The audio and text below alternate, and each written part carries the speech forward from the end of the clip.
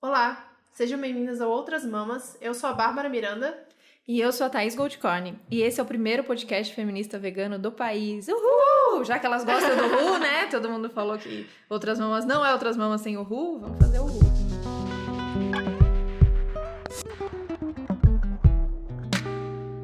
Então, o episódio de hoje a gente precisa contextualizar por que a gente decidiu fazer. O tema, na verdade, tem outros temas latentes que a gente queria trabalhar, mas esse veio à tona por conta do episódio de masculinidade e violência. A gente postou uma imagem com a frase da Lisa Wade, uma socióloga norte-americana, que ela fala que não é masculinidade tóxica, é que a masculinidade é tóxica.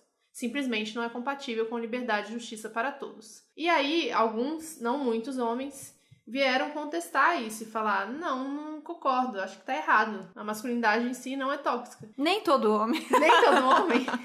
Então, a gente respondeu, eles responderam bem no geral, né, eu acho. E resolveu gravar um episódio sobre feminilidade pra contrapor isso e a gente entender o que é realmente masculinidade, o que é feminilidade, o que é a socialização, né? E logo de cara eu já indico um vídeo da Sabrina que ela fez recentemente sobre o mesmo tema, que chama Nem Todo Homem, que fala sobre a socialização masculina. Não, esse vídeo todo cara deveria assistir, então manda pra todos os caras mesmo, que é bem importante pra essa reflexão, né, do que é a masculinidade como um todo e do que é o patriarcado como um todo, não entrar nessas defesas de eu, né, essa pauta individual, e a gente vai falar um pouco disso aqui também, mas hoje vamos falar sobre feminilidade e como impactou e continua impactando na nossa vida e na vida geral. A gente vai falar pela gente, obviamente, do lugar que a gente tá, mais uma vez, mas a gente vai tentar trazer pontos mais gerais e pontos da nossa história para tentar exemplificar. Sim, e aí eu acho legal a gente voltar nesse assunto, é um assunto que a gente sempre quis falar, mas a gente já falou várias vezes, mas nunca especificou sobre isso, né? Que é uma pauta do feminismo desde, né, de antigamente,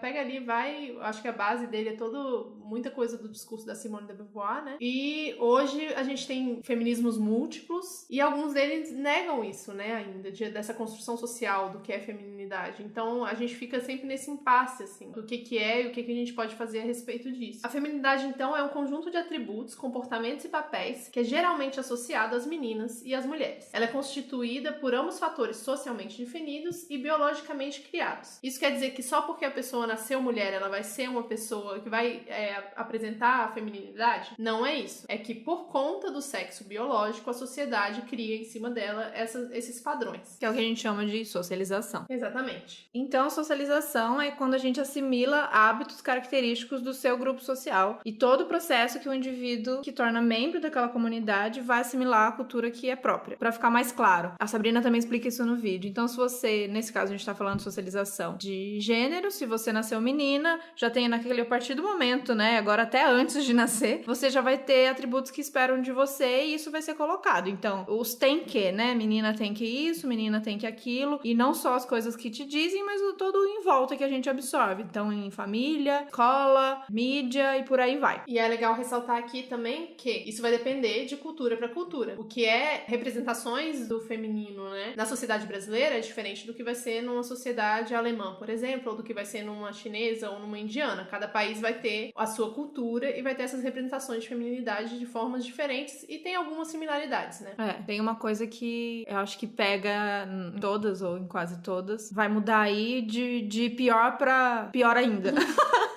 Mas eu não conheço uma sociedade atual em que esses padrões são livres e que você consegue, né? Óbvio que individualmente dá pra ir quebrando e tentando, sabendo que existe isso, tentando ir e não aceitando essa socialização. Mas que isso vai ser colocado desde que você nasce, acho que isso é em todas, né? Sim. E aí é legal falar também de um vídeo que a Lui Ponto fez. A gente gosta muito do trabalho da Lui. Estamos esperando ela. Oi, Lui, tudo bem? Quer vir aqui gravar com a gente? Estamos esperando ela pra gravar aqui. E ela tem um vídeo que ela fala sobre o que é essa questão da feminilidade dentro de um padrão estético. E ela fala entre a diferença entre padrão estético e feminilidade. Então, na cultura ocidental e o que a gente tem aqui no Brasil, o padrão estético que é esperado das mulheres, né, que deve ser alcançado, são as mulheres magras, loiras, cabelos e olhos claros. Isso é um padrão estético da sociedade que diz que essas mulheres são as mais bonitas. E a feminilidade vai dizer mais sobre o comportamento ou o que essa pessoa faz com o próprio corpo. Então, a pessoa tem tem que ser delicada, a mulher ela tem que ser... Usar certo tipo de usar certo tipo de roupa, se depilar. Maquiar, né? Tem partes do corpo que pode ter pelo, partes do corpo não pode ter. Cabelo longo de preferência, sempre bem tratado, liso, né? Então tem todas essas questões que são traços de feminilidade que são representados na nossa cultura. O exemplo da Lui ficou bem claro, usando como exemplo ela mesma, pra diferenciar essas duas pressões, esses dois lugares que a gente tem que se encaixar. E ela fez até um desenho lá, depois a gente vai colocar o vídeo pra vocês verem, pra ver onde se encaixa isso, onde você tá, e onde não tá, né? Então, por exemplo, a Lui é uma mulher magra, branca. Então, teoricamente, ela está dentro do padrão estético que é esperado. Mas, por outro lado, ela tá fora do padrão de feminilidade, porque ela usa cabelo curto, porque ela se veste com roupas da seção masculina, então ela tá fora. Por ela ser hétero. Exato, por ela se relacionar com mulheres. Então, tem esses dois momentos. Pode ser que tenha uma mulher gorda, então ela tá fora do padrão estético, mas ela tá dentro desse esperado de feminilidade. Então, ela usa maquiagem, usa roupas que são esperadas como femininas, fala doce, enfim, ela performa desse jeito que é o esperado do ser mulher, mas ela não tá dentro do padrão estético por ser gorda. Então, não é meio que, e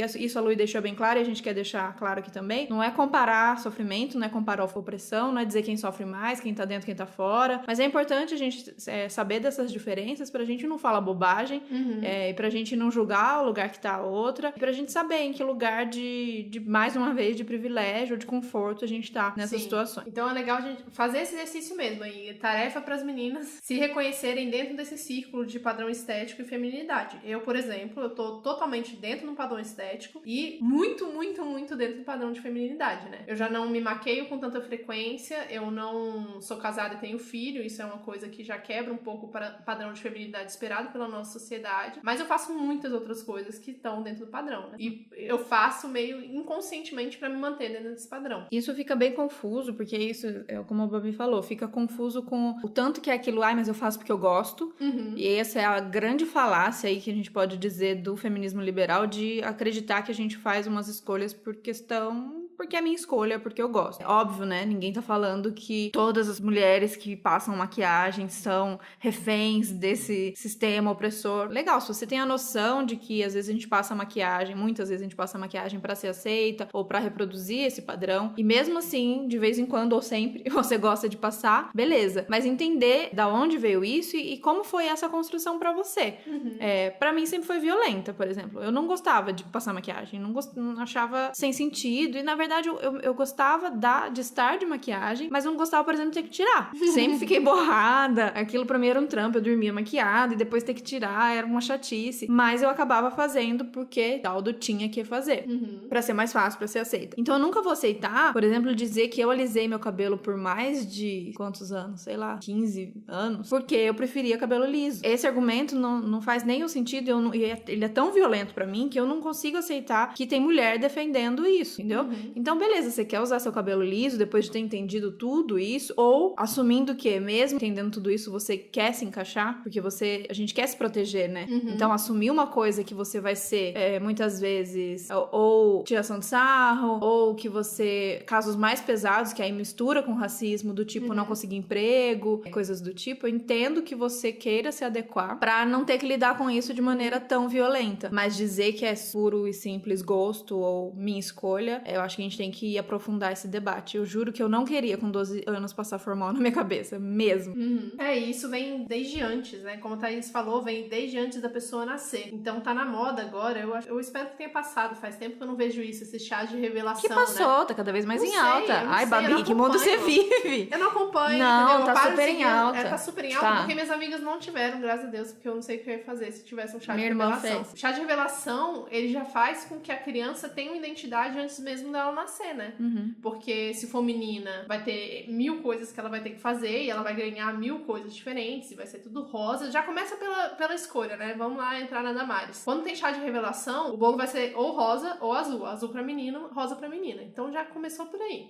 E você vai ter essa socialização antes mesmo da criança nascer. Antes mesmo você ver o rosto do seu filho, ele já vai estar lá com várias coisas determinadas que ele vai ter que ser e ele vai ter que fazer. Assim como a masculinidade e a feminilidade também vem com todos esses pesos. Então é muito comum comum você ver mulheres, eu nunca vi homens falando isso, talvez alguns falem, mas, tipo, muito comum mulheres falarem, eu queria muito ter uma menina, e a gente repete isso, né? Eu, quando era criança, eu falava que não queria ter menina porque ia dar mais trabalho, mas eu vejo amigas e, né, pessoas próximas falando, eu prefiro muito uma menina porque vai dar pra enfeitar muito mais. Tem mais coisa pra enfeitar, eu já Tem falei mais coisa isso. pra enfeitar.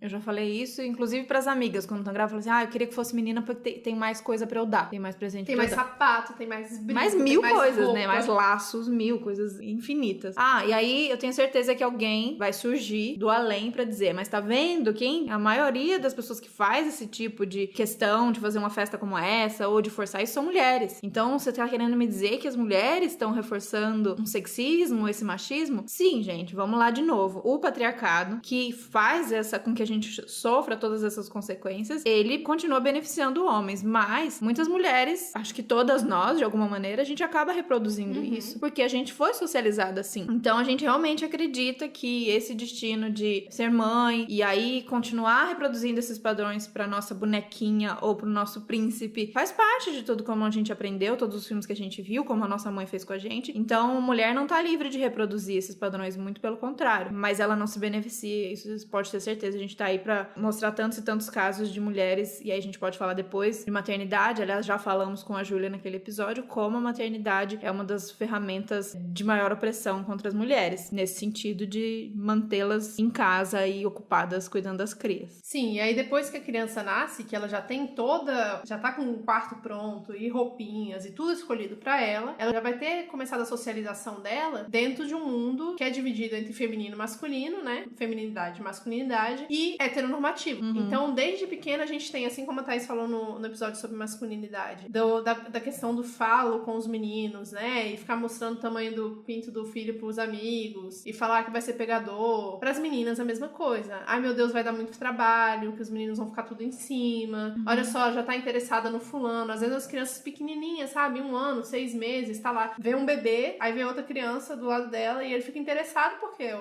outro ser igual a ele, ali, do mesmo tamanho que ele, enquanto todo mundo é maior que ele. E aí ele quer brincar e fica, nossa, já tá interessado. Olha só, não consegue tirar o olho da fulana, que é outro bebê de menos de 2 anos. Aí você fala, gente, ele babando ali. Babando, aí ri, chora, sabe? Pronto, já vão ser namoradinhos. Já vão ser namoradinhos pra sempre. Eu me lembro, gente, eu pequenininha, assim, de ouvir esse tipo de comentário, sabe? 4, 5 anos, não sei, alguma memória muito antiga, assim, de nossa, sua filha é linda, se juntar com fulano, aí pronto, acabou, sabe? Desde aí, você já começa, primeiro, a heteronormatividade, né? As crianças têm que ser héteros. Segundo, que elas têm que gostar do fulano que tá ali na frente dela, que ela não sabe nem o que é. Tem que se relacionar, né? Tem que se relacionar. Tem que ser com sexo Exatamente. oposto. E tem que ser com sexo oposto. Então isso é muito complicado. E a gente precisa falar sobre isso, né? Aí depois vocês falam que gostar de homem é escolha, que vocês escolheram. Né? Não, gente. Escolha muito difícil essa. Então isso de colocar as crianças como namoradinhas ou falar que já tem interesse, esse tipo de coisa, já é uma das amostras da hipersexualização das crianças, né? Isso é bizarro também. No Brasil isso é bem forte. A minha infância foi bem sexualizada. Tipo, não culpando Carla Pérez, é o Tchan, mas... Cara, já falando. Não, mas eu era bem, e todo mundo era bem sexual, assim, né? Não por causa disso, mas eu lembrei disso porque eu tava sempre muito dançando e fazendo aquelas coreografias. E eu lembro de, na escola, já ser um ambiente muito sexual nesse sentido, as brincadeiras que os meninos faziam. Falei essa outro dia e a pessoa não deve ter estudado no colégio público pra não lembrar. Essa coisa que os meninos faziam de medir o pé. Não, quem lembra disso? Foi a gente, eu não quem lembra disso, comenta. Os meninos vinham por trás pra medir o pé. Então é tudo, senta no meu colo, tudo era muito ligado ao sexual. E eram umas crianças de 10, 11, 12. Isso é surreal, né? A gente devia estar só brincando. Então essa coisa desse lugar já de colocar o homem como o dominador, né? Nessa relação do sexo. E as mulheres como o alvo, né? A ser conquistado, a ser desejado. E aí sempre tinha aquela coisa do joguinho, né? Então as meninas fazendo aquele charme e provocando e já sabendo do poder disso em relação à roupa, por exemplo, ao corpo. Em relação à identidade delas, na verdade, né? Exato. Então eu tinha essa coisa de ir com shorts muito curto pra escola, porque a escola pública não tem uniforme completo, né? Pelo menos não na minha. Era só a camiseta. Então a camiseta tinha que usar aquele camisetão branco horroroso, mas aí o short shorts eu usava o menor possível, o mais justo. Eu não sei dizer se era porque eu gostava, que eu achava bonito, ou já era uma coisa sabendo que isso ia ter um lado sexual, de que os caras iam olhar e iam gostar, não sei dizer. Mas eu lembro de ir pra diretoria toda semana por conta do tamanho do meu short. E a desculpa era, você tá atiçando os meninos, eles não conseguem concentrar e fazer outras coisas, porque você tá provocando com esse short. E eu ficava bem indignada, do tipo, por mais que eu soubesse que isso acontecia, eu ficava bem indignada do tipo, mas então não deviam ser eles que deviam estar aqui na diretoria e tal. E acho que isso vem mudando bastante. Eu espero que hoje nas escolas esse tipo de coisa não aconteça com as meninas. Eu acho que acontece sim, mas é muito louco você parar pra pensar que, ao mesmo tempo que seu corpo é ferramenta de... Você percebe que seu corpo é uma ferramenta pra conseguir o que você quer, que teoricamente é chegar nos meninos, né? Você conseguir o olhar deles, porque é isso que a sociedade valoriza. Um dia você vai ter que casar, então você tem que desde cedo... Você tem que conquistar. Você tem que conquistar. Mas ao mesmo tempo, ele é a sua vergonha que você não pode mostrar demais, porque você tá atiçando o olhar dos meninos e é um ciclo sem fim. Você não pode ser puta também, Você né? não pode ser puta. Tem que ter um limite, né? Sim, tem que ser uma princesinha. Essa coisa da sexualização das crianças me irrita muito, assim. Eu olho pra trás e eu fico, tipo, chocada. Comigo, eu acho que não aconteceu tanto, porque eu sempre fui mais tímida, apesar de sempre ser meio padrão, eu sempre fui mais tímida, sempre fui da galera que era mais nerd na escola, né? E meus pais sempre me protegeram muito disso. Minha irmã... Meu pai tentou. Mas eu estudei em escola particular, tem essa diferença também, numa turma de 20 crianças. Tinha uniforme, né? Todas essas coisas. Minha irmã, que eu acho que talvez mais padrão ainda do que eu, e minha irmã é muito bonita, ela desde pequena teve namoradinho. E era sério, de tipo assim, sei lá, primeira série, segunda série, dia dos namorados, ela ganhava presente nos namoradinhos dela. E, tipo, a mãe do menino que gostava dela incentivar. Então ela ganhava chocolate, ela ganhava flores. Gente, que bando de mãe louca. Também. Eu ganhava muito presente, só que eu não namorava. Ganhava dos admiradores, assim, eu ficava... Que loucura E era uma coisa de muito orgulho, né? Porque quem compra são os pais. Os pais que compram, exato. Mas essa coisa da roupa, dos shorts, meu pai tentou proteger, mas de uma maneira bem escrota também, que era do tipo, os caras não podem ficar olhando pra sua coxa, uma coxa magra de uma menina de 10, 11 anos. Então eu colocava esses shorts da side play, do perna longa, sei lá, do Taz por baixo, a calça por cima, mas chegava na escola e eu tirava. Enfim, mas eu acho que hoje eu vi um movimento desse, não sei se é um grupo muito pequeno de meninas de São Paulo, ou sei lá,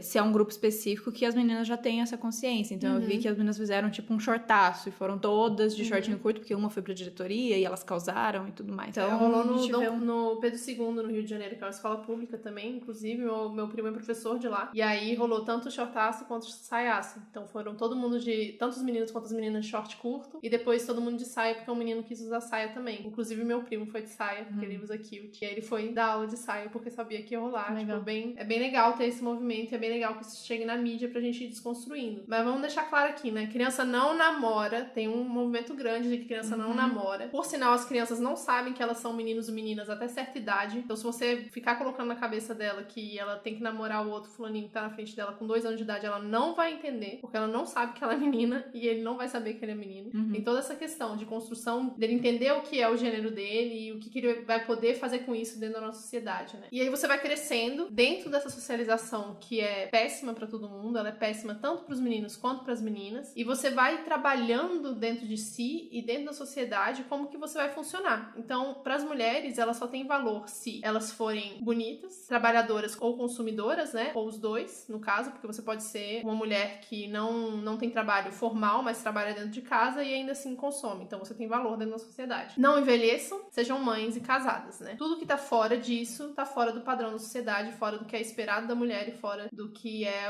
a feminilidade aceita, né? E aí tem um livro muito bom, que eu acho que é muito base pra toda essa discussão, que é o Mito da Beleza, da Naomi Wolf. Então a Naomi vai explicando aí de várias das maneiras que a sociedade conseguiu de colocar essa socialização nas mulheres. Então, a partir do momento que... E aí a gente vê, coisa que a gente sempre fala aqui, como o patriarcado e o capitalismo se alimentam, né? São amiguinhos que andam de mão dada e a gente não consegue falar de um sem falar de outro, não consegue falar de libertação de um sem falar de libertação de outro. Que a partir do momento que as mulheres começaram a consumir, deixar de ser só dona de casa pra ser a mulher que vai pra rua e que tem poder de compra, o mercado ele se organizou ali pra ir bombardear essas mulheres de coisas que então elas precisariam ter. Então é o boom do mercado de cosméticos e cirurgias plásticas e coisas ligadas a tudo que é o que a mulher precisa, aí nesse caso gastar, pra se alimentar e continuar mantendo esse padrão de feminilidade. A segunda parte do livro ela dedica especialmente das relações dentro do ambiente de trabalho, o trabalho formal social fora de casa, né? Então, os primeiros empregos que as mulheres alcançaram, e aí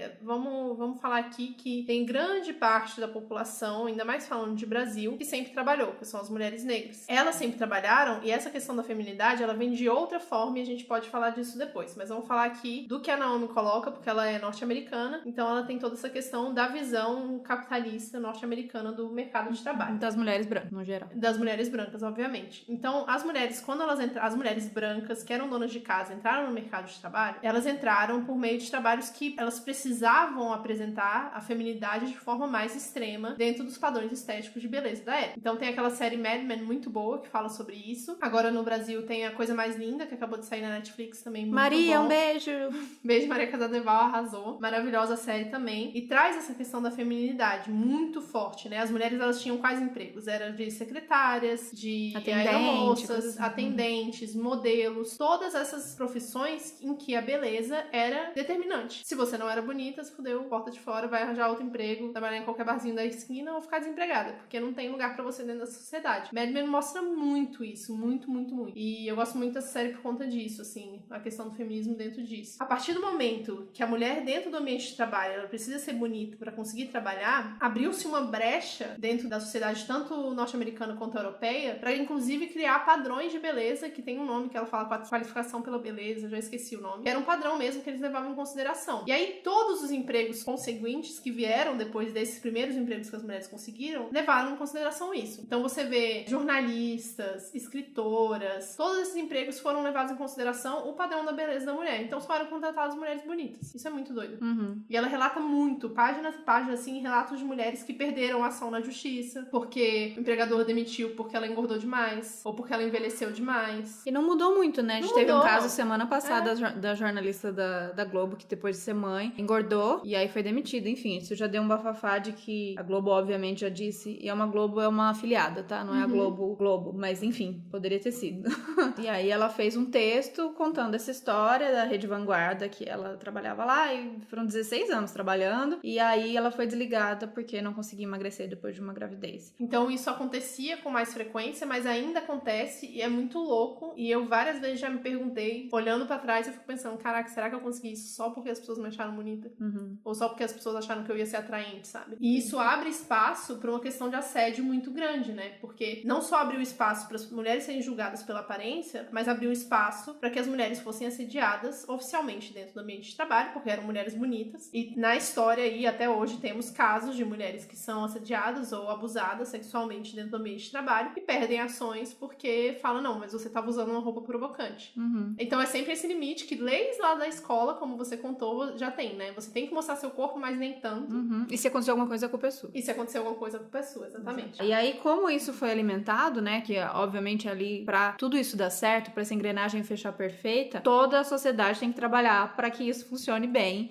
Bem, né, pra quem? Mas enfim. E aí, a cultura é uma parte que ela fala bastante, porque, por exemplo, pra alimentar tudo isso, a gente precisava criar o imaginário nessas mulheres de que elas precisavam atingir esse padrão pra conseguir serem bem-sucedidas e aceitas e maravilhosas. Então aí veio o boom das revistas femininas, né? Essas capas dizendo como você deveria ser, ou da mulher perfeita, ou da mulher ideal. Então aí começou e a gente vem até hoje com essas revistas malucas, e depois aí cinema, novela, publicidade, enfim. E mais sobre a socialização e sobre essa construção social da feminilidade em função da mídia, como a Thaís falou das revistas, tem um documentário da mesma diretora do The Masculine, que a gente já falou 300 vezes aqui, que chama Misrepresentation. Ela fez primeiro esse, que fala sobre feminilidade e a influência da mídia na criação das garotas, e depois fez o The Masculine. A qualidade do primeiro é bem pior do que do The Masculine, e é difícil de achar esse documentário, na verdade, ou você tem que pagar. A gente achou uma versão gratuita no YouTube, muito bom, assistam, mas fala muito sobre a questão, mesma coisa, a mesma visão da Naomi, uma visão norte-americana em cima de um padrão estabelecido pelos norte-americanos, né? Então, uma visão bem capitalista da mídia, transformando as crianças em meninas hipersexualizadas.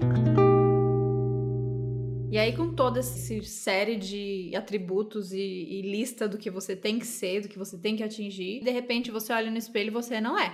Porque, né, ninguém vai ser. Tem umas que vão ser mais, tem umas que vão ser menos, mas aí você olha e fala, eu sou quase o padrão, mas meu nariz é muito grande. Eu sou quase o padrão, mas meu peito é muito grande. Eu sou quase o padrão, mas enfim, aí insira aqui 1000 coisas. E a gente vai fazendo o quê? Se moldando, se adaptando pra chegar nesse padrão louco. E aí, por isso, neste momento também, o boom das cirurgias plásticas. Então, tanto da indústria de cosméticos, que aí vai desde o creme anti-ruga, ou só aquele creme pra dar um viço, ou maquiagem, ou, enfim, tem cremes pra todas as partes do corpo, né? Porque, né, tem o do dedinho do pé, o do joelho ressecado, o cotovelo, o rosto, principalmente, que o rosto é o cartão de visita, é muito importante, os dentes, o cabelo, mas cirurgias plásticas também. E esse número é bem chocante e ele só aumenta. E no Brasil é um dado bem preocupante esses números, assim, de mulheres que fazem, ai, mas ela escolhe, mas ela prefere, mas ela, assim, tipo... É disso que a gente tá falando, é desse aprofundamento do porquê, do da onde surgiu tudo isso. Falar de cirurgia plástica pra mim é um terror, porque eu tenho, de verdade, eu tenho horror à cirurgia plástica, assim. Foi uma coisa que eu nunca aceitei, eu nunca pensei em fazer. Eu tenho, inclusive, um texto falando sobre os meus seios e como que isso foi construído socialmente dentro da minha cabeça, assim. Eu vou colocar no post do médico. Que é essa necessidade de a gente ter o seio grande, perfeito, durinho, em pé, né? Que foi criada e que a maior parte das mulheres... A maior parte não, eu acho que todas as mulheres da mídia que a gente vê tem silicone. Então a gente, desde criança, eu lembro tendo esse papo desde criança, assim, de tipo, eu sabia que eu não ia ter peito grande por conta da genética da minha família, não apresentava nenhum sinal de.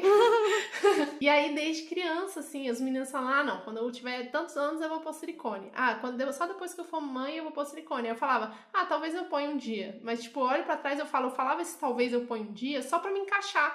Porque, tipo, se todas as mulheres vão pôr silicone, eu vou pôr silicone também. E hoje em dia eu olho e falo, pra que eu vou pôr silicone? Melhor coisa do mundo, peito pequeno. Nossa, pra correr deve ser muito bom. Gente, é maravilhoso, não dói. Eu posso ficar sem sutiã. Eu acho perfeito, sabe? Aí não tem necessidade nenhuma de eu colocar um silicone no meu peito. E aí vem uma discussão muito grande de exatamente isso que a Thaís falou, de tipo, ah, mas se alguém se sente muito mal com isso e quiser pôr, tudo bem. Aí você fala, mas tudo bem pra quem? Porque a pessoa vai sofrer. É uma intervenção. É uma intervenção. E se ela tem um problema muito grande com os seios, provavelmente ela tem um problema muito grande com outras partes do corpo dela. Óbvio que temos vários casos e que a gente tem pessoas, por exemplo, mulheres que têm problemas na coluna por conta do tamanho dos seios, que são muito grandes, e aí acabam tendo que fazer cirurgia de redução, e aí colocam silicone. Isso são N coisas que a gente tem que levar em consideração. Mas, no geral, eu vejo várias mulheres que são maravilhosas colocando silicone porque elas se sentem inseguras com o corpo delas. E a gente pensar que é assim, então a gente tem um problema, a maneira com que a gente criou as meninas e fizeram elas se odiarem. O capitalismo te vende uma solução, que é cirurgia plástica, e vai resolver. Não vai resolver, porque é ele que se alimenta disso. Não é ele que vai resolver pra gente. Então, a única maneira da gente resolver essas questões que foram socializadas pra gente se odiar é se amando. É olhando outros corpos diferentes e vendo beleza nos outros corpos. Não tô dizendo que é fácil, tá? Não estamos aqui falando num lugar falando de que a gente se ama, de que eu aceito todas as partes do meu corpo. Não, é difícil. E é difícil isso porque duas mulheres dentro do padrão, ou muito, né, perto de estar dentro do padrão, falando. Quem sou eu pra falar que uma mulher gorda... Não, mas você tem que se aceitar, você não pode ficar fazendo regime, você não pode fazer uma lipoaspiração. Quando tá a sociedade inteira falando. Exato, e eu aqui confortável dizendo isso pra ela. Então não é nesse sentido nem de julgamento, nem dizer você tem que, né? Porque também a gente quer sair de um lugar e quer entrar num outro de apontamento de que, nossa, você foi fraca, você fez uma cirurgia, ou você tenta emagrecer, ou você tem vergonha do seu corpo. Como se a gente também saísse daquele lugar e entrasse nesse de que agora a moda é se amar, tudo bem, aceitar tudo. Eu acho que seria o máximo que todas as mulheres percebessem o poder disso, né? Mas, enfim, não estamos aqui nesse lugar de julgamento. Mas o que eu tô dizendo é que é isso.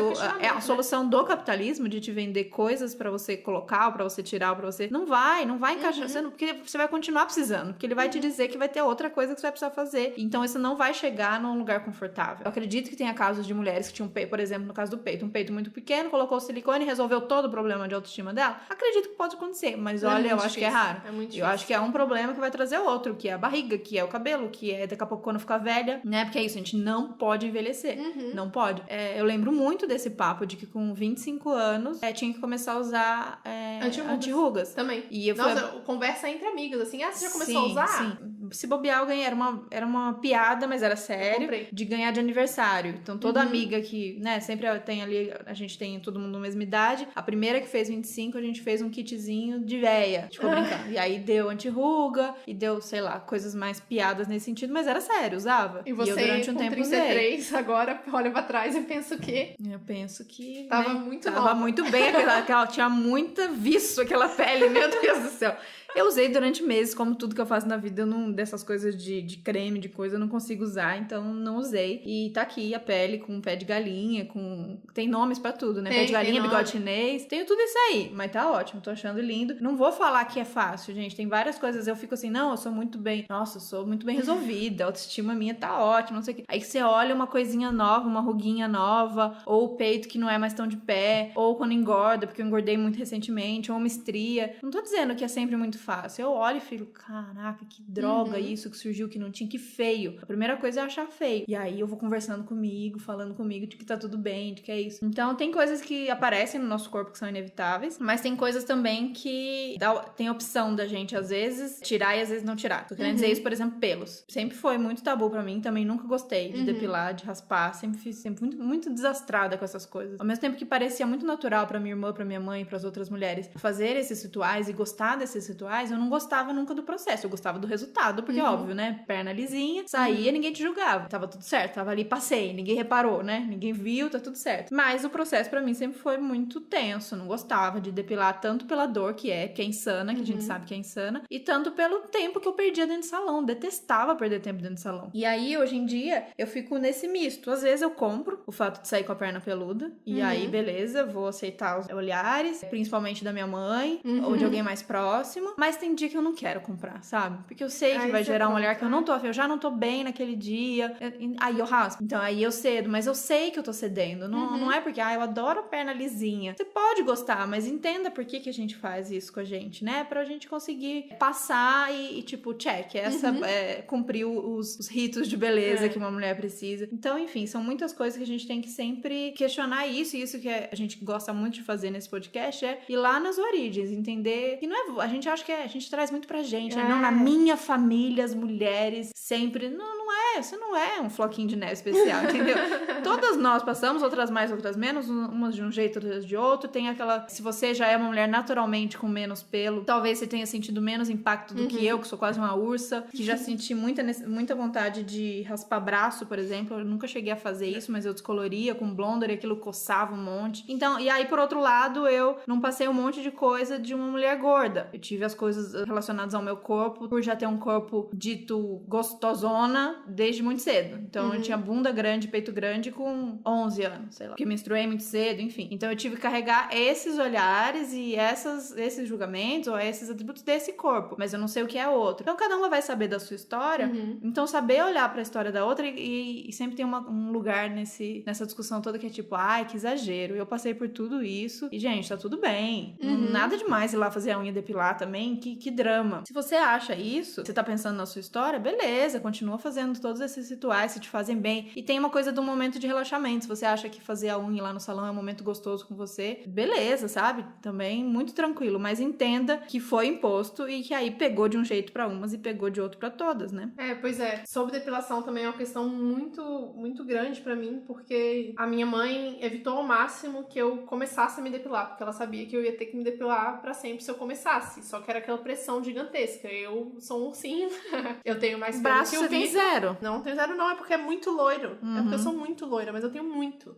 É um volume muito grande, então já depilei o braço inteiro, já depilei barriga, já depilei tudo que você puder imaginar, só não raspei a cabeça, porque o cabelo tem que estar grande. Né? Cabelo e cílios são as partes tem que estar grande. Agora o resto que você conseguir imaginar que eu depilei, eu já depilei nessa rosto, vida. Né? Eu lembro de amigas que depilavam o rosto. Não, rosto não. Rosto eu nunca depilei, porque eu nunca tive coragem.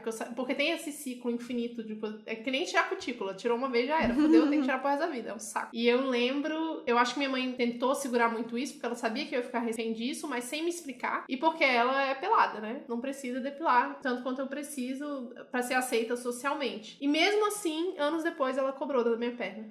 E eu falo, gente, que coisa, sabe? Enquanto criança não precisa. Mas também. Enquanto criança não precisa, mas já é mocinha, já tem que...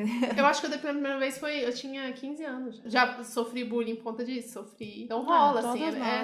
Sabe, a construção pelo é uma coisa louca. A construção é muito grande, muito grande. E eu queria voltar na questão da plástica rapidinho, só porque, por conta de exemplos, assim. Eu lembro quando a gente tinha uns 15 anos na escola, eu estudei em escola particular, em Brasília, e já tinha menina colocando silicone com 15 anos.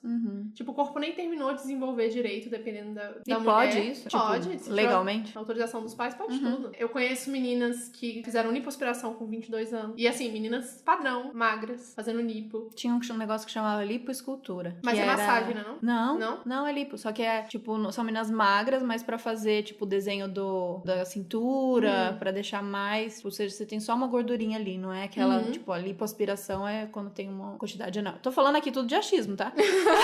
Menor ideia. Mas uma quantidade, você tira, mas só pra fazer aquele desenho ali mais preciso é a tal da lipoescultura, porque nosso corpo tem que ficar no escultural, padrão, claro. Escultural. Que eu engordei e emagreci várias vezes durante os anos, e hoje em dia eu sou muito magra, mas na verdade, a maior parte da minha vida eu fui muito magra, mas eu engordei e emagreci várias vezes dos 17 até os 25, mais ou menos. E aí eu tenho uma barriguinha que é igual a barriga de todas as mulheres da minha família, que é o formato da nossa barriga normal, mas que acumulou mais gordura e Aquele buchinho, famoso buchinho. Famoso buchinho, ok. E aí, minha mãe conversando com uma médica e ela falou, só com cirurgia. Aí eu falei, bom, então vamos ficar desse jeito mesmo que eu não tenho que fazer. Isso foi há anos atrás. Hoje em dia não é uma coisa que me incomoda tanto.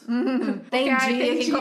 E aí é uma coisa legal que você falou sobre os dias que a gente se sente mais mal, né, cara? O dia que eu me sinto mais mal, assim, que eu tô me sentindo lixo, sabe? Antes de menstruar, assim, ou que deu alguma coisa errada e eu tô me sentindo muito mal, ou eu fiz uma coisa que eu achei muito errada, sabe? Eu deixei passar uma coisa que eu achei muito errada. É o dia que eu mais me enfeito. É o dia que eu vou acordar, eu vou olhar pra minha cara e vou falar, hoje eu preciso de uma maquiagem.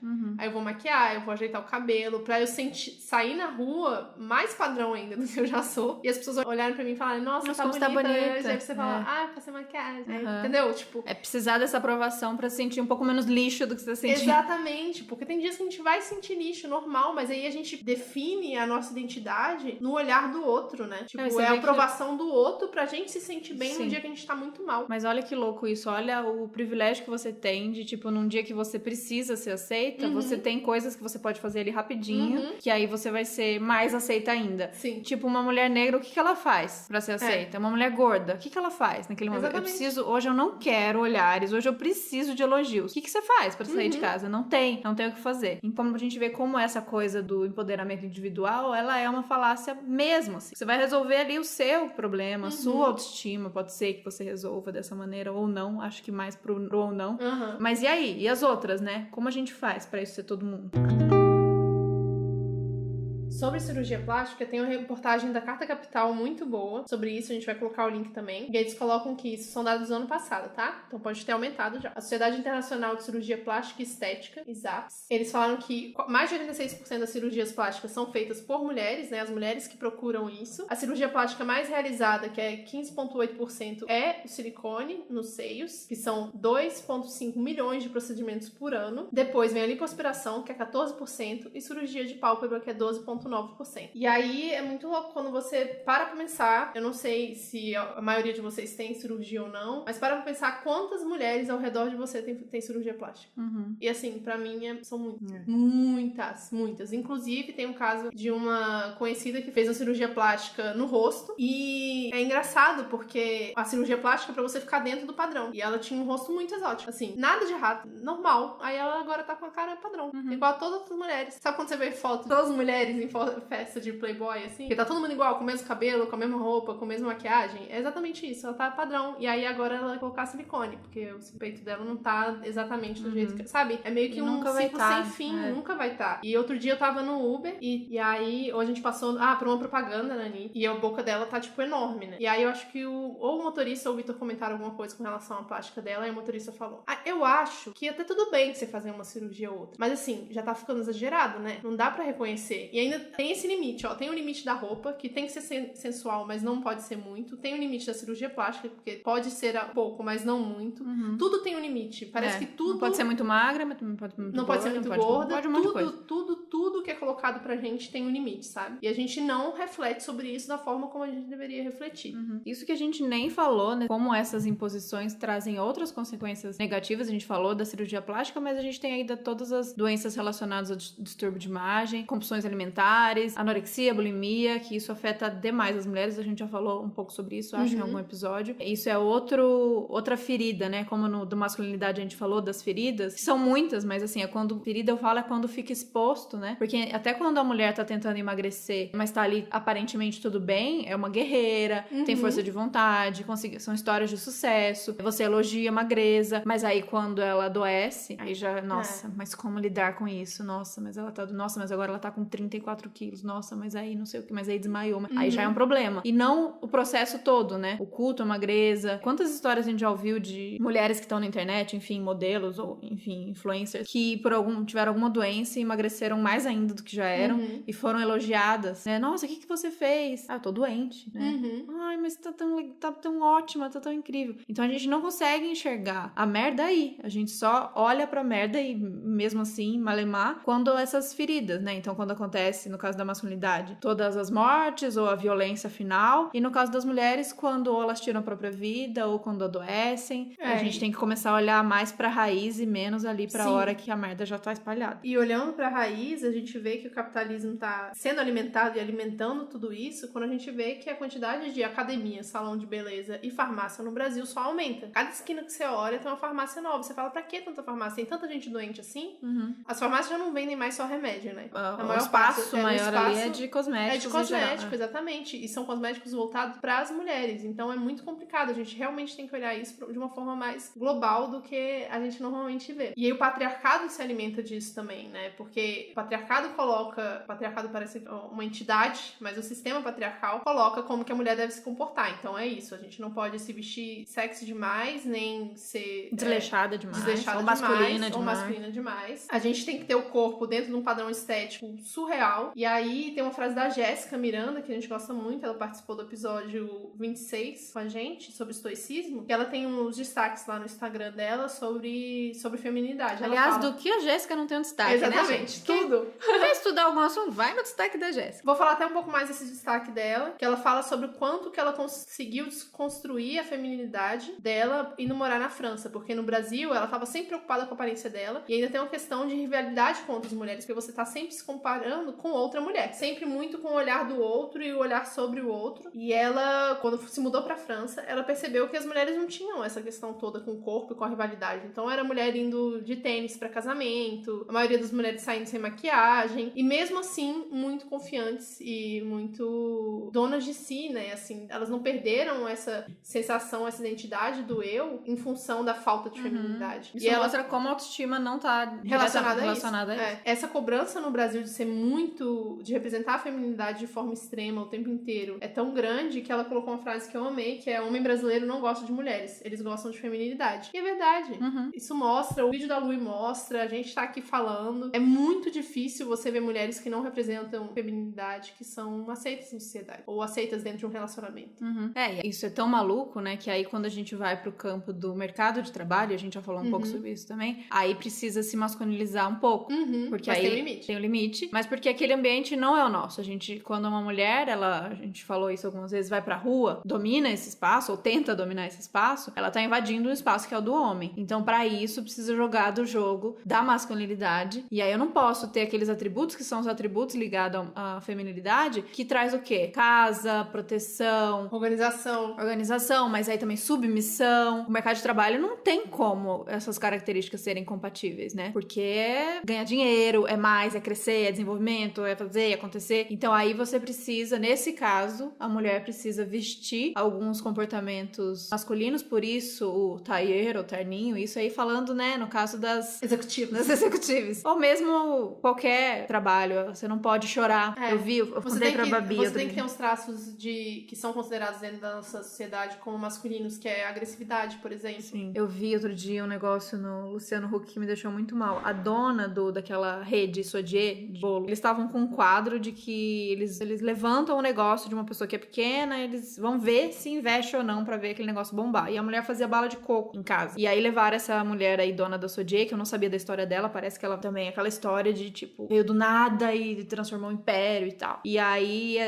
a mulher da bala de coco, que tava ali, fazia em casa, começando, ela falou assim, mas eu não quero muita coisa, eu não quero ter várias lojas, eu quero só conseguir uma bancada mais confortável pra fazer minhas balas, mais meninas pra me ajudar. Nossa, ela foi escrachada. Não! Você precisa querer crescer, você precisa querer dominar, você precisa querer tudo, precisa querer o mundo. E eles foram moldando aquela mulher até no final do programa, ela tá reproduzindo exatamente aquele discurso. E ela tava tão emocionada, obviamente, que uma hora ela começou a chorar. E aí essa mulher, que é a dona do Sodier, falava assim, você não pode chorar, que isso não vão te aceitar assim no mundo dos negócios. Então eu nunca, nesses anos todos da minha história, com um filho passando fome, eu nunca chorei na frente dos outros. Você engole, você seja firme e depois você chora no travesseiro. Aff, gente, aquilo me machucou. Ninguém pode chorar essa merda? Ninguém pode chorar. E falar isso pra canceriana, que chorou a vida inteira e que teve que segurar choro muitas vezes. A frase que eu ouvia da vida era engole o choro. Falar pra alguém que tem que engolir choro, pra mim, é uma violência louca. Não, você pode chorar sim, você deve chorar, aliás, gente. Segura nada, não. Então é essa coisa, dessa postura do masculina, né? Masculina nesse sentido, não, né? Do ligado ao biológico, mas da masculinidade. Você tem que endurecer pra aí você conseguir conquistar esse espaço que você nunca vai conquistar. Mas se você conseguir dançar conforme a música, você pode chegar quase lá. Tem um curta novo da Pixar, muito bom, acho que é de um mês atrás. Nossa, é muito bom. Que chama Pearl. É exatamente sobre isso, sobre essa masculinização que as mulheres têm que fazer pra se encaixar no mundo executivo de homens. Mas aí entramos de novo na questão de, tipo, quem são essas mulheres? É uma minoria, né? A maioria das mulheres já vive isso no dia a dia e depois a gente pode fazer um episódio todo sobre isso, mas a gente precisa de uma mulher negra pra falar sobre isso, que é essa síndrome de heroína da mulher negra, né? Porque ela tem que representar a feminilidade dentro de um padrão que não foi feito pra ela, e ainda assim ela tem que ser a pessoa mais foda de toda... Dá conta de tudo. Dá conta de tudo, do rolê inteiro, porque senão ela não é uma mulher negra forte. E é isso, o mundo não é feito pra gente, e pra essas mulheres ainda menos. E você vê que quando o capitalismo, um sistema, por exemplo, econômico, inclui as classes C e D dentro do mercado brasileiro, que são os maiores consumidores do Brasil, eles não vão fazer de forma a empoderar essas mulheres para que elas não precisem disso, né? Obviamente. Eles vão fazer para que elas dependam ainda mais disso. É por isso que quanto mais gente consumindo, então quanto mais classes consumindo, o capitalismo vai pegar mais pesado ainda para vender produtos para essas pessoas. Então a conversa sobre feminilidade, essa representação da feminilidade com outras classes tem que ser diferente, né? A gente tá falando da nossa perspectiva como mulher branca, classe média, que mora em São Paulo. Mas isso é muito diferente pra quem não tá nessa situação, que é a mesma que a gente, né? É, exato. E por isso que a gente sempre bate na tecla aqui de que essa conversa e essa discussão, esse debate tem que ser geral. Ele tem que abranger outras lutas, porque não adianta a gente falar aqui em quebrar, então eu vou quebrar. Eu até vi o post zoando, né, que eu fiz o post sobre não fazer mais as unhas, né, não pintar e tal. E depois eu vi uma tiração de sarro com isso, do tipo, a mulher branca tá lá se sentindo mega empoderada porque não faz mais a unha, enquanto uma mulher que pode olhar pra sua feminilidade agora e tá conquistando poder performar essas coisas pra ser aceita e tal. Então a gente entende as várias camadas desse debate, mas ali, falando do lugar que a gente tá, pra mim, foi revolucionário deixar de fazer a unha. Eu não tô dizendo que eu deixar de fazer a unha vai mudar alguma coisa nesse sistema todo, e por isso que a gente tem que trazer todos os debates. Por isso que a gente fala sempre que o patriarcado e o capitalismo andam de mão dada. A gente não tem como trazer todo esse debate aqui falando dessas nossas vivências se essa conversa não chega para nossas mães. Se essas conversas não chegam para as mulheres trabalhadoras. Se essa conversa não chega para as indígenas. Então, do lugar que a gente tá aqui, a gente pode falar deste lugar, falar para vocês que estão ouvindo, né? E aí, algumas mulheres vão se sentir nesse mesmo lugar e falar, eu também vivi assim, eu também fui socializada assim. E, nossa, que louco, eu não tinha pensado que dava pra bancar sair de casa com a perna peluda. E aí ela vai bancar isso e, enfim, nesse sentido, isso vai ser libertador para ela, né? Mas é óbvio que o debate tem muitas e muitas camadas. Eu acho que essa socialização, como a gente falou no caso de masculinidade, não é produtiva pra ninguém, não é gostosa pra ninguém. Todo mundo sai ferrado nessa, mas o debate tem que ser mais profundo. E recentemente, obviamente a gente sempre sabe disso, a gente estuda, tem a parte teórica toda, mas a gente não vê na prática porque a gente também não tá inserido nesse contexto que é diferente do nosso. E recentemente a gente foi pra Curitiba e lá teve a festa de 2 anos da Puta Peita. Parabéns, meninas, por sinal, pelo trabalho maravilhoso. E elas chamaram um pessoal mulheres negras da periferia de Curitiba para participarem da festa e organizaram a festa juntos. Elas fizeram todos os doces, bolos. A Carol falou um pouco mais disso no último episódio que a gente lançou. E aí, como diz a Thaís, foi muito tapa na cara, né? Porque por mais que a gente saiba a teoria, é muito diferente de ouvir direto de uma mulher negra falando de tipo, o feminismo de vocês não serve pra nada enquanto vocês não chegam na gente, enquanto vocês não chegam nas mulheres periféricas, nas mulheres negras, nas mulheres que estão na cadeia, nas mulheres em situação de rua e... nas indígenas, nas deficientes. Exatamente. Nas mais velhas. Então é muito... Por mais que a gente saiba que tem que ter, e por mais dolorido que seja ouvir essas palavras, elas fazem sentido e a gente tem que trabalhar pra mudar isso, né? Então a gente tá aqui relatando tudo isso pra vocês, pra que isso se espalhe e a gente consiga realmente chegar em todas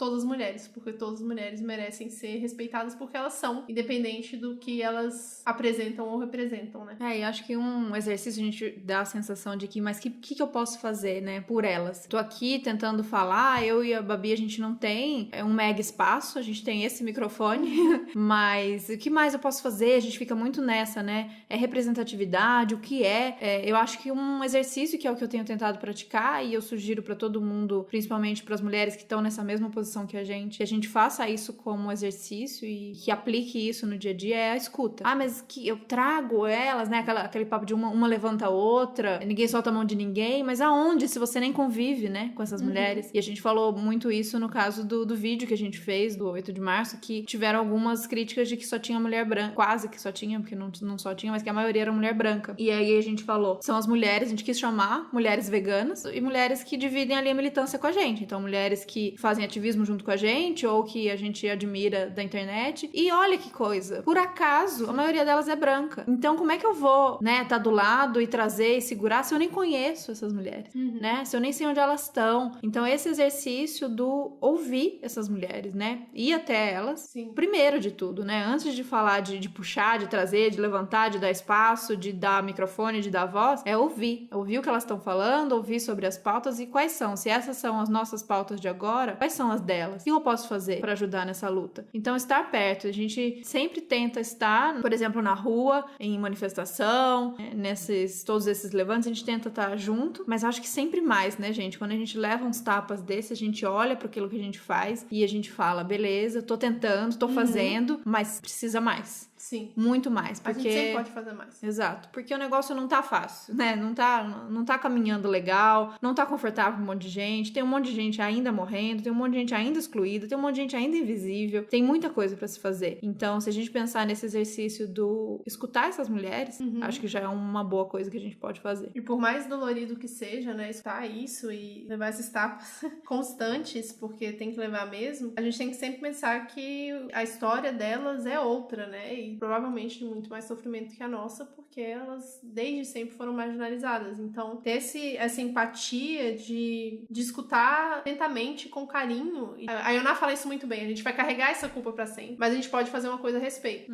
Não pode simplesmente fazer, não é o meu rolê e eu não vou fazer nada a respeito porque não é o meu rolê, entendeu? O que mais, Thais, que a gente pode falar? Sim, estudar sobre feminismo, muito importante. A Sabrina também lançou um vídeo sobre feminismo, sabe? Fiquei um pouco confusa, descobri que eu preciso estudar mais, mas a gente precisa estudar mais sobre feminismo e o que são vertentes, o que é epistemologia, aonde a gente se encaixa nesse meio pra conseguir militar, né? Porque a gente às vezes sai atirando pra todo lado e aí se confunde com o que é feminismo liberal, o que é feminismo marxista, o que é feminismo radical, e meio que tudo vale, e na verdade nem tudo vale. O feminismo liberal, por exemplo, é uma questão pra gente, porque ele ainda tá funcionando dentro das rodas do capitalismo. E se ele tá funcionando dentro das rodas do capitalismo, quer dizer que em algum momento, ou em todos os momentos, você vai estar dentro desse sistema que oprime outras classes e outras raças. Você se liberta, mas vai ser agente de outra opressão. Que tipo de libertação é essa, se não é pra todo mundo? Eu gosto sempre de dar o exemplo da unha, porque eu acho muito importante a gente ressaltar isso. Muito bom que você entenda que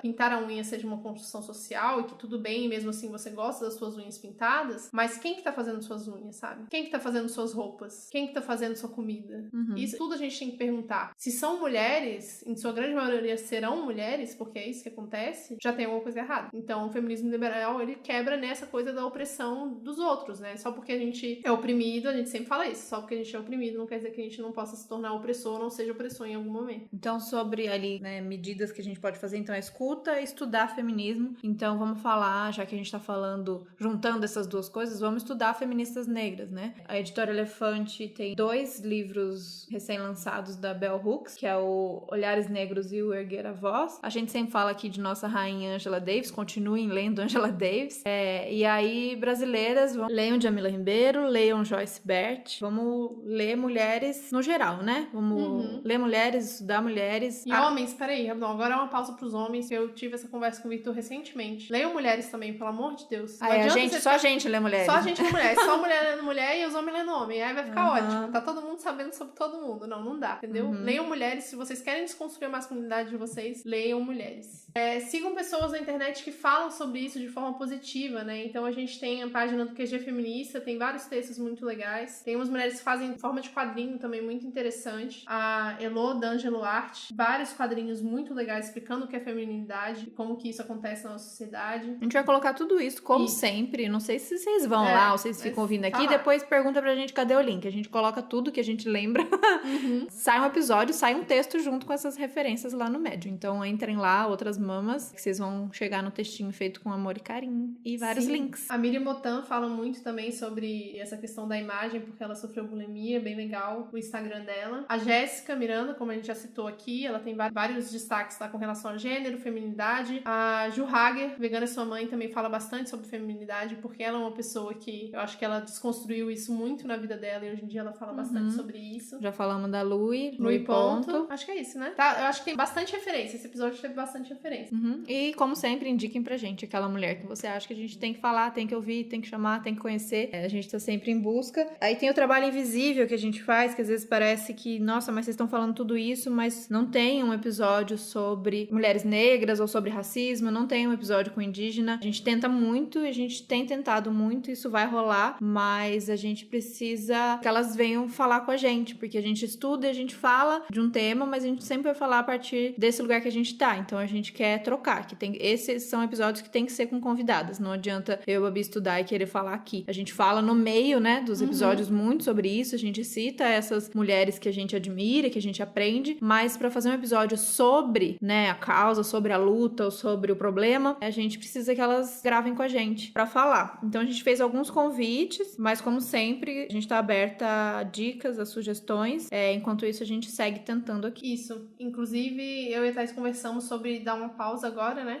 De 2 semanas. Talvez aconteça, talvez não. Mas a gente vai avisar vocês através das redes sociais pra reestruturar isso e a gente realmente conseguir fazer esse trabalho que é invisível, que vocês não veem nos episódios direto, que é de entrar em contato e a gente organizar as palestras e as viagens que agora vão se tornar mais frequentes e a gente realmente trazer um conteúdo mais estruturado, que não fique sempre toda semana a gente vai decidir. E quando eu falo, eu preciso que essas mulheres venham, parece que é uma coisa do tipo, elas não querem, elas estão boicotando Outras Mãos, não é nada disso. É data mesmo, gente, agenda, as mulheres estão sempre trabalhando, tá todo mundo no seu corre. A gente só quer mulher foda, aí as mulheres fodas não tem tempo, aí fica difícil. É muito rápido gravar com a gente é rápida pra gravar e a gente vai, não precisa vir até aqui, a gente grava na casa da Babi, né? Não há estúdio, tá? Mas a gente pode ir a qualquer lugar, é nosso gravadorzinho, nosso microfoninho, a gente vai, com a ajuda de vocês que apoiam a gente mensalmente através do Apoia-se, ajudam a gente nesse sentido, que é o que a gente quer fazer mais. Então é muito confortável, mais uma vez, ficar aqui em São Paulo falando, não tem nenhuma mulher que vem aqui falar com a gente. Tem lugares que a gente tem que ir. E a gente quer ir e ouvir essas mulheres. Então, quanto mais vocês ajudarem a gente nesse sentido, a gente consegue ir. Tem lugares que a gente já tá planejando ir pra ouvir, né? E fazer esse exercício de escuta. Talvez a partir desse exercício de escuta role um episódio, talvez não, mas a gente precisa estourar essa bolha e ir. Sim. Pra finalizar, 2 coisas que a Thaís falou. Uma é a Editora Elefante, que agora a gente tem código de desconto. Eba! Se vocês quiserem comprar os livros deles, que são maravilhosos, gente, são livros baratos. Sério, real. como não amar essa editora? São melhores livros super acessíveis, são lindos os livros, super bem diagramados. Eu, que sou designer, piro na diagramação e na impressão do livro. Pra quem não sabe, a Editora Elefante é a editora do Caliban e a Bruxa, que a gente fala aqui, episódio sim, episódio também. E que vai lançar o 2º livro da Federici também, que é o Ponto Zero da Revolução. Já comprou? Já comprei. Ansiosa. Então, se você já quer comprar também, tem esse e tem outros lançamentos foda esse mês. Usa nosso código de desconto. Que é Outras Mamas. Só isso. Só isso. Facinho. E outra coisa que a Thaís mencionou, apoia-se. A gente tá crescendo cada vez mais. Estamos muito felizes. Muito obrigada pelo apoio de vocês. Ainda não é suficiente pra fazer tudo que a gente quer. E se você quiser apoiar, qualquer valor mesmo, gente, R$1 que for, vai ajudar a gente pra continuar fazendo esse trabalho, porque o trabalho de vir aqui gravar, essa 1 hora e pouco que a gente fica aqui gravando, é o mais rápido de todo. O que a gente faz o resto da semana é muito mais demorado. Então, ajuda nós. apoia.se/Outras Mamas. E aí, se você apoia, você tem vários benefícios por ser nosso verdade. apoiador. Tem um e-mail que chega lá com notícias, com nossos comentários, com indicações. E a gente vai começar a fazer o sorteio só pra apoiadores. E tem desconto também especial para todos os eventos do Outras Mamas. Então, viu que tem evento, você é apoiadora, manda um e-mail pra gente sinalizando isso. Você também fica sabendo em primeira mão dos eventos. Então, tem eventos que a gente já tá organizando, que tem apoiador que já tá sabendo, além dos descontos pros eventos e dos sorteios que a gente vai sortear, vai começar a sortear mês que vem, né? E fora o fato de você saber que tá contribuindo pra esse trabalho continuar, porque isso deve ser muito bom. Deve ser muito bom. Eu apoio o Olhares, eu apoio Comida Saudável, eu apoio... Tem mais gente que eu apoio. E é legal, assim, é legal você fazer parte disso. A gente sempre fala da importância da gente apoiar, principalmente os conteúdos que não são apoiados de outra maneira. Então, pessoas que falam de assuntos que ninguém quer falar, pessoas que falam de política, né, com essa visão mais de esquerda, pessoas que falam de feminismo, pessoas que falam de gênero, pessoas que falam de assuntos de racismo, pessoas que falam de assuntos que não querem falar porque a gente quer quebrar com o conforto que tá aí. Então, a gente não vai receber apoio de patrocínio. Então, é muito importante que a gente que consome esse conteúdo, e eu sou uma consumidora mega desses conteúdos, tanto YouTube quanto podcast, seja um blog, é muito importante que a gente reconheça, o conteúdo vai ser aberto, né? Esse conteúdo no YouTube, ele é de graça, então você consome esse conteúdo, eu acho importante, se você tem condições, apoiar como forma de... É um voto que você dá dizendo ali, continue, porque tá fazendo diferença na minha vida. Então, a gente sempre incentiva, não falando só da gente, a gente incentiva justamente porque a gente é apoiadora de outros conteúdos. E sobre apoio, muito obrigada pra galera de Curitiba que foi na VegVeg, sério, foi maravilhoso. Sim, ajudaram demais. E ajudaram demais, assim, financeiramente e com motivação também, né? Com a conversa e os abraços que a gente recebeu. Muito obrigada, queremos muito viajar o resto do Brasil todo pra receber esses abraços de todo mundo. Muita gente viu foto em Curitiba e ficou, Belo Horizonte, Rio de Janeiro, falando, eu quero, vem pra cá, vem pra cá. A gente vai, só que a gente precisa realmente de uma ajuda, porque a gente, hoje em dia, praticamente a gente faz tudo de Outras Mamas e a gente não pode tirar do bolso pra viajar. Viajar no Brasil é caro. A gente foi de ônibus pra Curitiba, pra vocês terem uma ideia. Então a gente vai, mas a gente precisa desse ajuda, nem que seja juntar um grupinho de pessoas ali e cada um dar um pouquinho e fazer essa viagem acontecer. E aí a gente vai pra qualquer canto, é isso. Então é isso, gente. Falando demais. Talvez tenha pausa, talvez não. Vocês saberão pelas redes sociais. Não morram de saudade. Não morram de saudade, mas vai ser uma pausa rapidinha. A gente promete que não é porque a gente vai ficar sem trabalhar e férias, é porque a gente vai estar trabalhando mais pra trazer um conteúdo melhor. É isso aí. É isso. Muito obrigada, gente. Obrigada, tchau, tchau. Tchau.